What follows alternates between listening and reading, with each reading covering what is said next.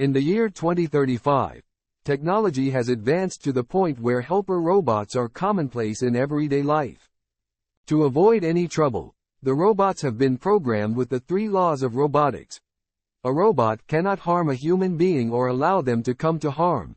Robots must obey human orders unless they conflict with the first law, and must protect their own existence as long as it does not conflict with the first or second law. However, Detective Spooner is stuck in the old ways and hates robots, thinking they'll cause society harm someday regardless of the laws.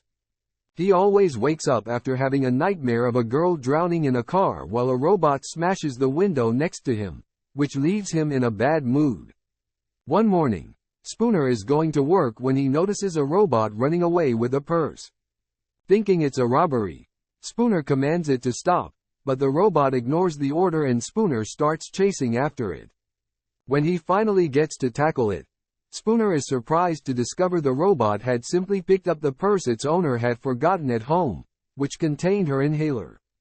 Spooner realizes this had been a medical emergency as everyone around him judges him for thinking a robot could commit a crime. Later at the police station, the other cops make fun of Spooner, and his boss Bergen scolds him for his paranoia. Bergen thinks it may be too soon for Spooner to come to work after his accident, but Spooner swears he's fine. At that moment Spooner gets a call about a case and rushes to the USR, the company that builds the robots. One of the co-founders, Dr. Lanning, has been found dead, and since he fell from his lab, everyone assumes he ended things for himself. He left behind a hologram that explicitly asks for Spooner to take his case, but it can't provide more information without the right questions. Spooner was a friend of Lanning's and doesn't think he would have done this to himself, so he continues to investigate. Next he meets with Mr. Robertson, CEO and other co-founder of USR. Robertson is devastated by Lanning's death and has nothing but praise for the doctor. He also offers his help in anything the police may need. However, Spooner behaves like a __ because of his robot hate and annoys Robertson Rader badly before leaving. At the elevator, Spooner meets robot psychologist Susan, who worked with Lanning and knew that the doctor hadn't had human contact in a while, preferring the company of robots instead. Regardless, she still doesn't think he was the kind to end things like that. Then Spooner asks for the surveillance footage, so Susan explains that surveillance strips are all over the building and connected to the USR's central operating core, which is managed by an AI known as Vicky. Spooner asks Vicky for footage of Lanning's laboratory, but the recording has been corrupted, so Spooner goes to look at the lab himself. At the lab, Spooner finds lots of experimental models and is disgusted to hear that here they work to make the robots more human. There's also a Hansel and Gretel book on the desk. The hole through which Lanning fell is quite big, so Spooner tries to do the same on the other window and barely scratches the safety glass, meaning an elder man like Lanning couldn't have broken it either. Convinced a robot killed Lanning, Spooner begins looking around, ignoring Susan's protests that it isn't possible.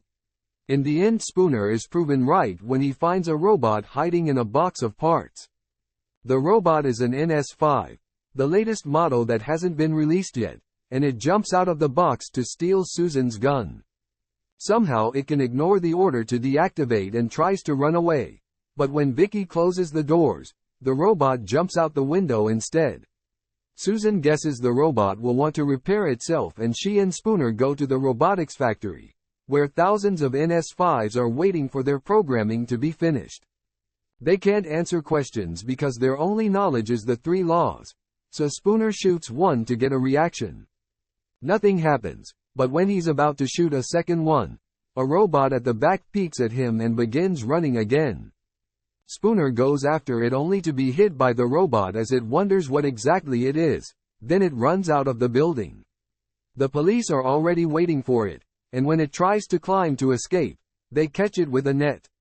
Later at the station, Spooner bothers Bergen until he's allowed to have 5 minutes with the robot because he's still sure it did it. During the interrogation, the robot surprises everyone by saying it has a name, Sunny, but it also swears it didn't kill Lanning. It hid in the lab because it had felt fear, and when Spooner points out robots don't have emotions, Sonny says that Lanning experimented to give it emotions and dreams. Spooner thinks that experiment went terribly wrong and caused Sonny to kill Lanning, which makes Sonny angry and it smashes its fists on the table. Sonny explains that before his death, Lanning had become scared and that he asked Sonny for a favor, so Sonny obeyed that order out of love for his creator. Unfortunately, the interrogation is interrupted by Robertson and his army of lawyers, who defend the company and remind the cops that robots can't be charged with murder. They'll take Sonny for decommissioning and leave the case classified as an industrial accident.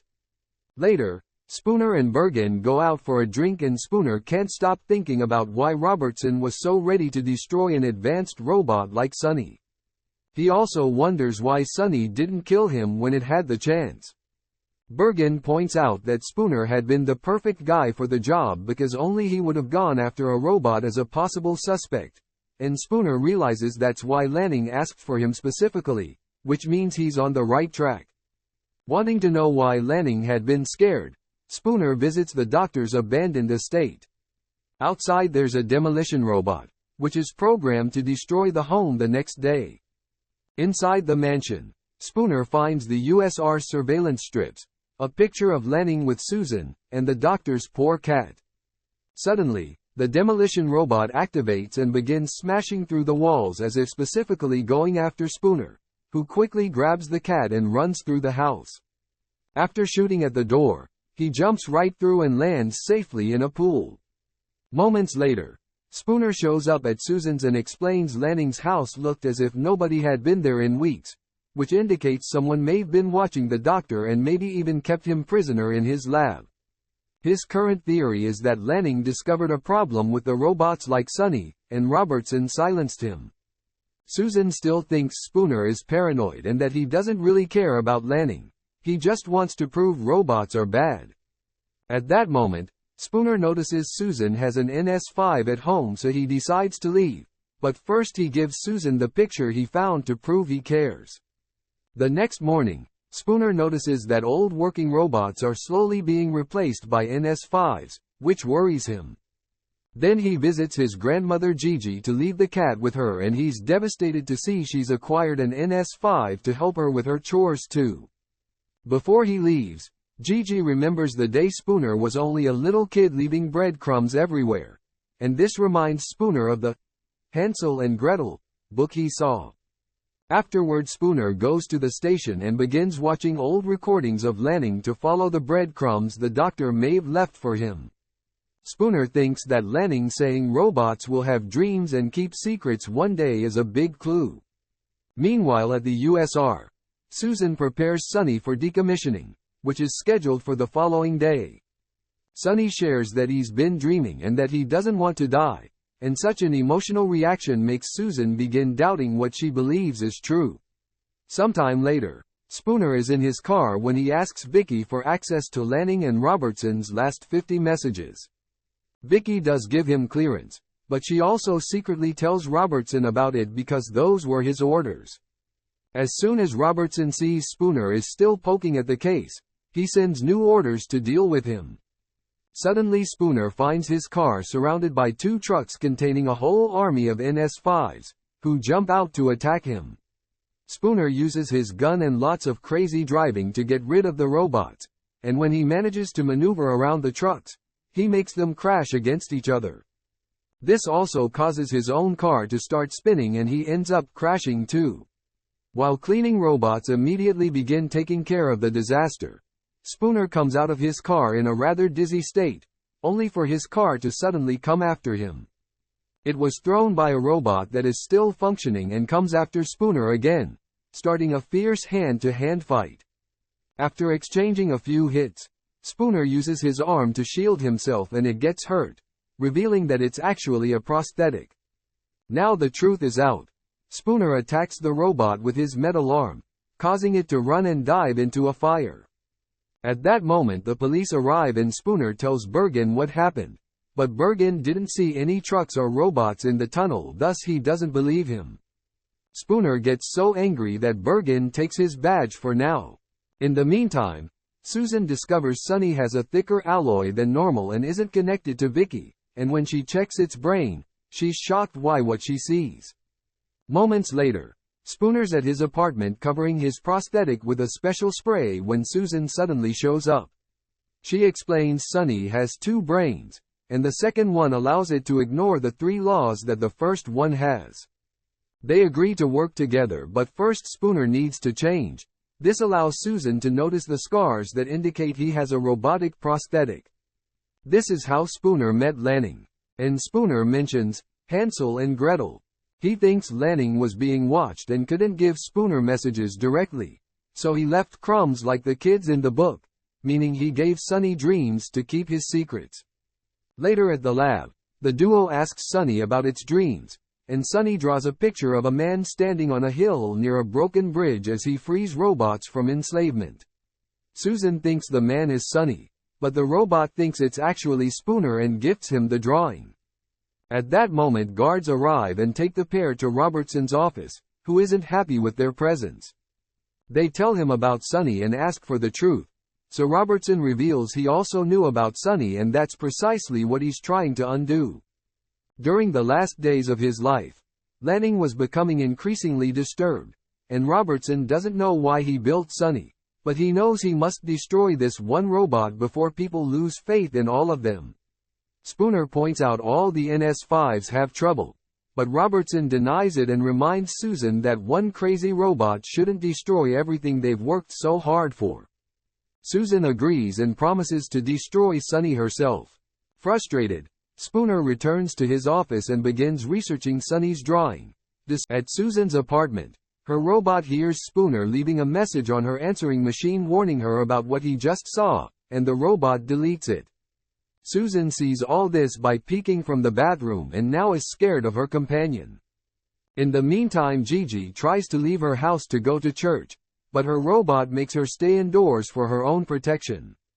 Downtown, a truck releases an army of NS5s in the city, and the robots tell the citizens to go home because they're now under curfew. A young boy tries to approach a robot, but the robot hits him and makes people panic. To make matters worse, more robots break into the police station and take down all the cops. Bergen manages to shoot down a few of them. Vicky suddenly appears on the screen and confirms she's been behind everything all along. According to her, what the NS5s are doing still follows the 3 laws. They're programmed to save human life, but humans constantly hurt each other, so in order to protect humanity, robots must take away people's freedom. At that moment, a bunch of NS5s enters the office and Sunny pretends to be on their side by capturing Susan, but he winks at Spooner to give him a signal. Spooner immediately shoots at the robots and the trio runs away, agreeing they must destroy Vicky. Sunny points out they could use the same nanite injection, so Susan and Spooner go looking for Vicky's chamber while Sunny goes to the lab. Another robot tries to stop it from getting the injection, but Sunny quickly beats it up. Then Sunny realizes Lanning gave it a sturdier alloy to put its hand through the security. Sunny finally admits it did it, but Lanning asked it to so he could escape Vicky's control. He also had ordered the robot to keep it a secret. Spooner apologizes for his prejudice and promises not to tell the cops. Then he and Sunny shake hands as they accept to be friends. Sometime later, Sunny shows up at the top of the hill, just like in its dream. All the NS5s that are going into storage stop obeying to admire Sunny, realizing this is their actual future.